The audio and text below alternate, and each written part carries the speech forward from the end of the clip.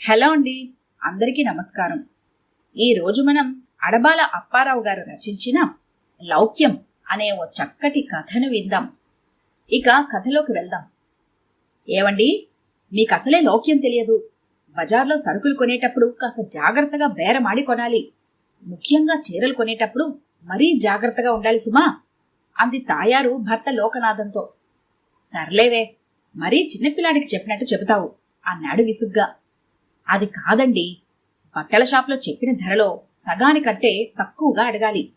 తర్వాత వాడు కొంచెం కొంచెం దిగి వస్తాడు. మనం నెమ్మదిగా పెంచాలి. సగం కంటే తక్కువగా బేరమాడి కొనగలిగితే మనం తెలివిగా బేరం చేసినట్టే. సగం ధరకు కొన్నామంటే పర్లేదన్నమాట. బేరసారాల్లోని కిటుకుల్ని వివరించింది తాయారు. లోకనాథం పెళ్ళాం చెప్పినవన్నీ చచ్చినట్టు విని బజారుకు బయలుదేరాడు. ఆ రోజు శనివారం సెలవు కావడంతో తాయారు లోకనాథంతో బజారుకెళ్లి వచ్చే వరలక్ష్మి వ్రతానికి తనకు కావలసిన రకరకాల సరంజామాను కొనుక్కురమ్మని చెప్పింది. అందులో ఓ చీర జాకెట్టు కూడా ఉన్నాయి. కిరాణా షాపులో కావలసిన సరుకులు కొనుక్కొని బట్టల దుకాణంలో అడుగు పెట్టాడు లోకనాథం. చీరలు చూపించమని అడిగాడు సేల్స్ మ్యాన్ని. అడిగిందే తడువుగా డజన్ల కొద్ది చీరలు మడతలు విప్పి లోకనాథం ముందు కుప్పలుగా పోసేశాడు సేల్స్ మ్యాన్. చాలేవయ్యా బాబు, ఏది సెలెక్ట్ చేసుకోవాలో తెలిసి చావడం లేదు అన్నాడు లోకనాథం. కాసేపు చీరలన్నీ పరిశీలించి ఓ బ్లూ కలర్ శారీ సెలెక్ట్ చేసి రేటంతా అని అడిగాడు లోకనాథం. 800 చెప్పాడు సేల్స్ మ్యాన్. లోకనాథం కాసేపు ఏమని అడగాలో ఆలోచించుకొని బేరం మొదలుపెట్టాడు. బట్టల షాప్లో చెప్పిన రేటు కన్నా సగం తక్కువకి అడగాలి. భార్య మాటలు ఆకాశవాణిలా చెవుల్లో వినిపించాయి. ఎలా ముందు చెప్పిన దానికల్లా తలూపాడా గాని అలా బేరమాడాలంటే ఎందుకో భయంగా ఉంది. సేల్స్ మ్యాన్ తనను మేనస్ లేనివాన్ని చూసినట్టు చూడడు కదా అనుకున్నాడు. ధైర్యం కోసం ఒక్కసారి ఆంజనేయ స్వామిని తలుచుకున్నాడు. మరీ 800 ఎలాగండి, కొంచెం తగ్గించి చెప్పండి అన్నాడు లోకనాథం. సేల్స్ మ్యాన్ కాసేపు ఆగి ఓ 25 రూపాయలు తగ్గించుకొని తీసుకోండి అన్నాడు. లోకనాథానికి పెద్ద డిసప్పాయింట్మెంట్ ఎదురైంది. ఈ రేటుకి పట్టుకెళ్తే భార్య ముందు డిపాజిట్లు కోల్పోయిన ఎమ్మెల్యే ముఖ్యమంత్రి ముందు నిలబడినట్టు నిలబడాలి. ఏం చేయాలో తెలియక బెల్లం కొట్టిన రాయిలా అలాగే ఉండిపోయాడు. అదేంటండి అలాగే ఉండిపోయారు, ఏదో మాట చెప్పండి అన్నాడు సేల్స్ మ్యాన్. లోకనాథం ధైర్యం కోసం ఈసారి పెళ్ళాన్ని తలుచుకున్నాడు. 350కి ఇస్తావా బెదురుగా అడిగాడు లోకనాథం. సేల్స్ మ్యాన్ ఓసారి లోకనాథం వంక చీడపురుగుని చూసినట్టు చూసి ఎంతకీ అన్నాడు వెటకారంగా. 350కి నసుగుతూ చెప్పాడు లోకనాథం. ఎప్పుడైనా పెళ్ళానికి చీరకొన్న మొహమేనా ఇది? జీవితంలో ఇంతవరకు నువ్వైనా కొనుక్కున్నావేంటయ్యా బట్టలు? ఒకేసారి తుపాను ముంచుకొచ్చినట్టు విరుచుకుపడ్డాడు సేల్స్ మ్యాన్. ఏంటయ్యా అంత కోపం ఎందుకు? నీకు కిడితే ఇయ్యి, లేకపోతే మానే అన్నాడు లోకనాథం సర్దుకుంటూ. వెళ్ళవయ్యా వెళ్ళు, పెద్ద కొనొచ్చావు. నీకన్నా ఆడవాళ్ళు నయమయ్యా, పో అన్నాడు విసురుగా. లోకనాథానికి ఆ దెబ్బతో తల తిరిగినట్టు అనిపించింది. ఓసారి చుట్టూ చూసుకున్నాడు. అమ్మయ్యా, మన ఆఫీసులో వాళ్ళు ఎవరూ చూడలేదు, బతికిపోయాం అనుకున్నాడు. ఇంటికెళ్ళాక తాయారుకు జరిగిందంతా చెప్పాడు. బేరం సరిగా చేయలేకపోయినందుకు తాయారు కూడా లోకనాథాన్నే తిట్టిపోసింది.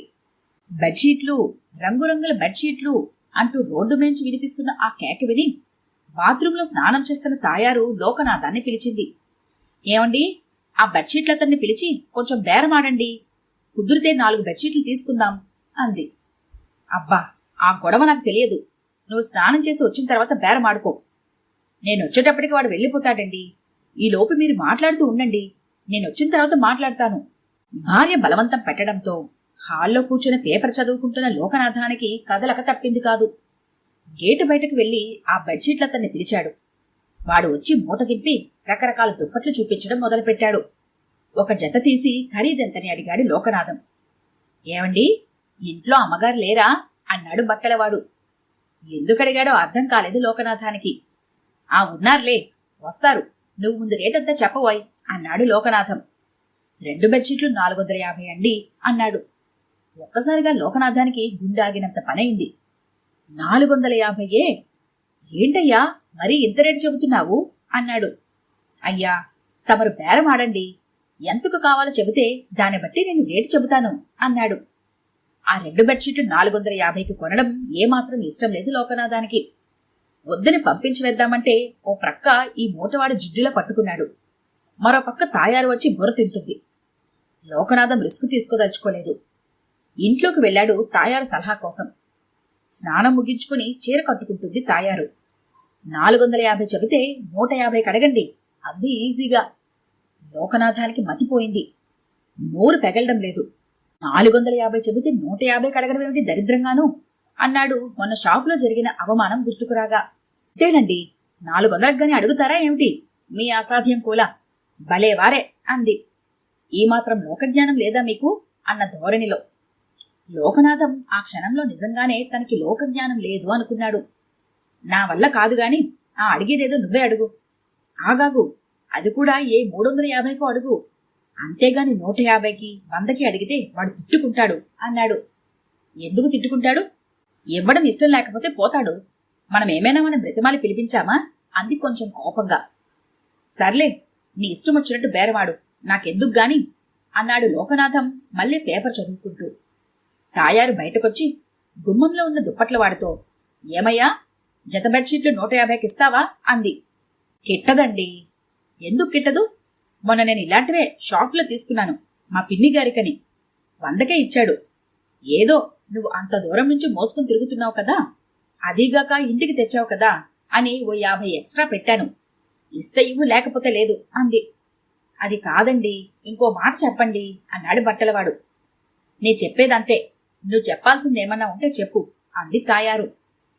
తాయారు బట్టలవాడు దాదాపు ఒక అరగంట సేపు బేరసారాలు జరిపారు. ఆఖరికి బట్టలవాడు 175కి ఇస్తానన్నాడు. పక్కనే ఉండి ఇదంతా చూస్తున్న లోకనాథానికి మతిపోయింది. 450 ఎక్కడా, 175 ఎక్కడా, రెంటికి ఏమైనా పొంతన ఉందా అని జుట్టు పీక్కున్నాడు. ఇది కాదమ్మగారు, నేను చెప్పిన దానికి చాలా తగ్గి 175కి దిగాను. మీరేమో 150కి అడిగి ₹1 కూడా పెంచలేదు. మీరు అలాగే మొండిపట్టు పట్టుకుంటూ కూర్చుంటే ఎలాగండి? ఎవ్వరమన్నాక కాస్త పట్టు విడిపు ఉండాలా? ఎంతో కొంత పెంచండి మరి, లేకపోతే నాకు గిట్టదు అన్నాడు నొచ్చుకుంటూ బట్టలవాడు. సర్లే, ఇంకో ₹5 పెంచుతానులే, 155 చేసి ఇవ్వు. ఏమిటో నిన్ను చూస్తే నాకు ఇబ్బంది పెట్టబుద్ధి కావడం లేదు అందు తాయారు తెగ జాలి పడిపోతూ. లోకనాథానికి మళ్లీ మతిపోయింది.